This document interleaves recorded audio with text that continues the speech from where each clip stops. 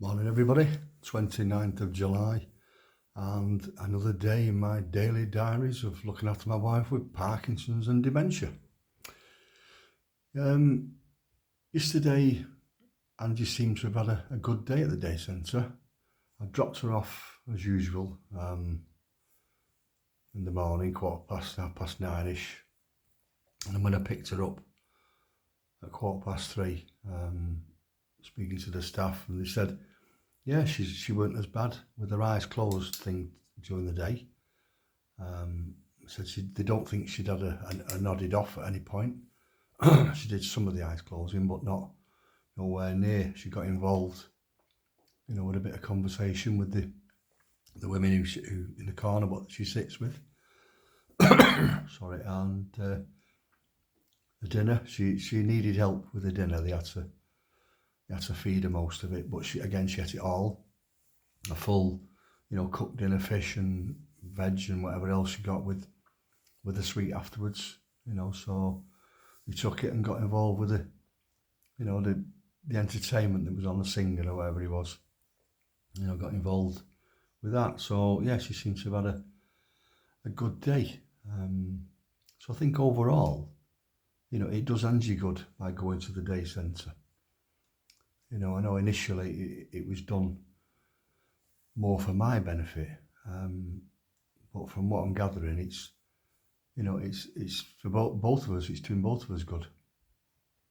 I've always said, you need to be with your own people. She sits with these women. Now, whether she conversates very much, I don't know.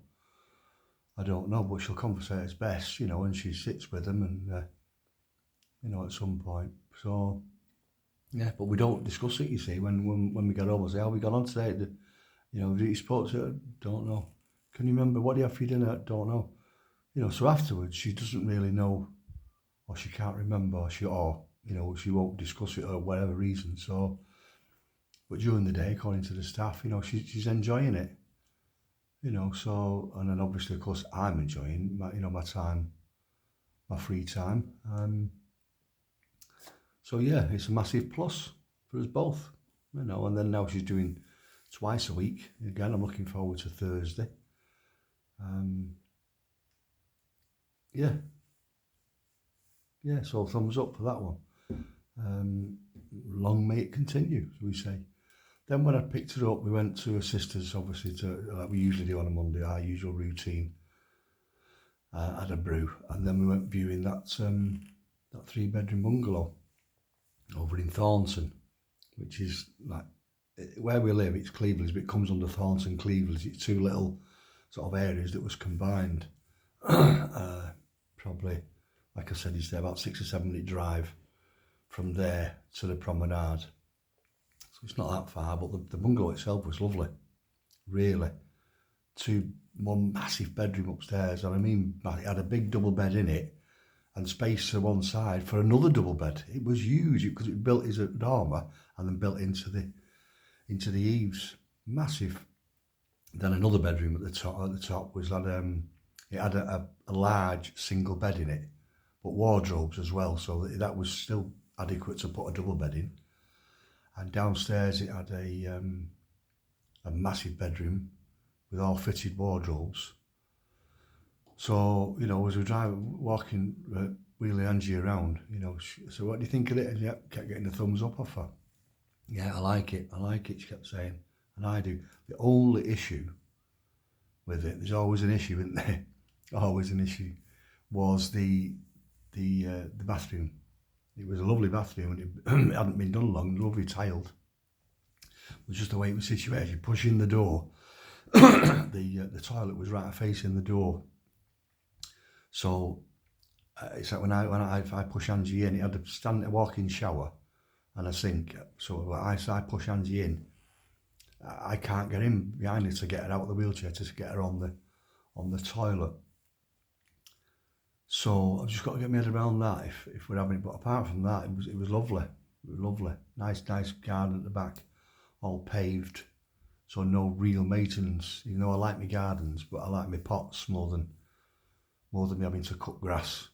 So, and there was a garage there. which would obviously be my shed, and it had a conservatory to it, so everything 9.5 out of 10, apart from the bathroom toilet area. So I just have to get my head around that one.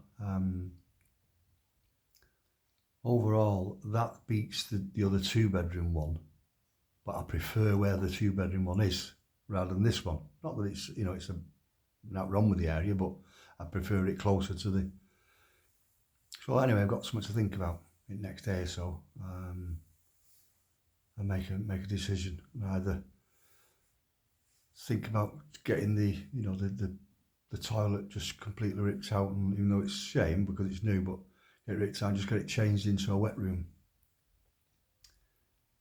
It gives me something to think about anyway. So yeah.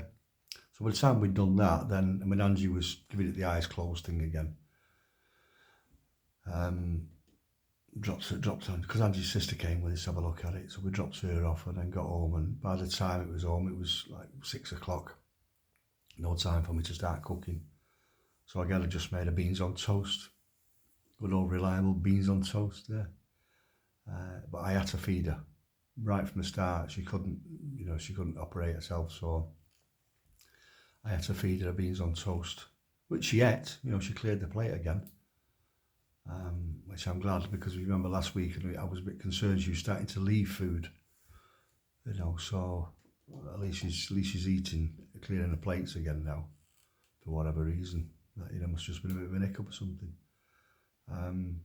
But then she came, very, very tired again, and very, very fidgety. I got her washed and her pyjamas on, and got her sat on the settee for the evening. But she likes some of her soaps, but they was on. I could hear them in the background. Every time I bobbed my head in, her eyes were closed. She wasn't watching.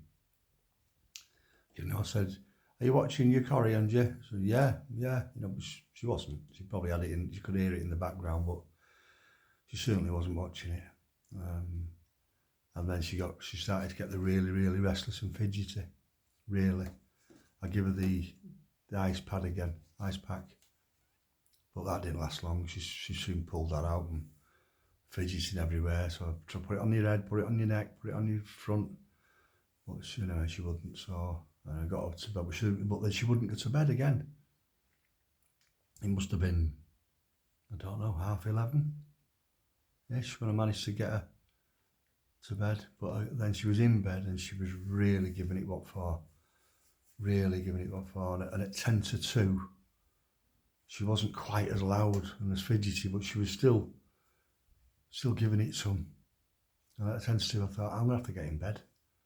So I got in bed and just, Angie, be quiet. Angie, be quiet. Be quiet, Angie.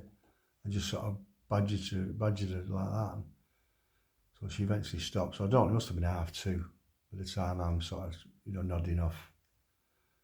But then during the night, no great issues again. Strange that you can go from one extreme to the other. I've given her 8 o'clock tablets before and had to wake her up, and up to now she's gone straight back off. She's keep checking on my camera. She's not fidgety or nothing yet, so it's weird. It really is weird. It's so complicated, this Parkinson's.